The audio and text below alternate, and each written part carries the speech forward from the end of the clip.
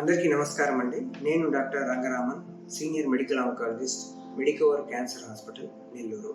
November 19న pediatric cancer awareness డేగా పరిగణించడం జరిగింది. సో పెద్దల్లో వచ్చే క్యాన్సర్తో పోలిస్తే పిల్లల్లో వచ్చే క్యాన్సర్స్కి మంచి ట్రీట్మెంట్ అందుబాటులో ఉంది.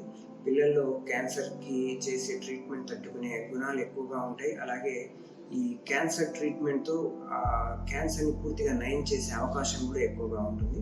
సో సాధారణంగా పిల్లల్లో చూసే క్యాన్సర్ లుకీమియాస్ కానీ, లింఫోమాస్ కానీ, సార్కోమాస్, అలాగే విలిమ్స్ ట్యూమర్, ఇవన్నీ కూడాను ఇప్పుడున్న ట్రీట్మెంట్తో పూర్తిగా నయం చేసుకునే అవకాశం చాలా ఎక్కువగా ఉంటుంది.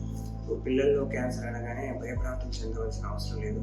డాక్టర్ని సంప్రదించి దానికి సంబంధించిన టెస్టులు చేసుకొని అది ఏ స్టేజ్లో ఉన్నది అని చూసుకొని నిర్ధారణ చేసుకోగలిగితే, సరైన వైద్యం మనం అందించగలిగితే పిల్లల్లో వచ్చే క్యాన్సర్ని మనం పూర్తిగా నయం చేసే అవకాశం ఉంటుంది. సో ఈ విషయాన్ని సమాజంలో నలుగురికి తెలియజేసేలాగా ప్రతి ఒక్కరూ తోడ్పడాలని నేను కోరుకుంటున్నాను.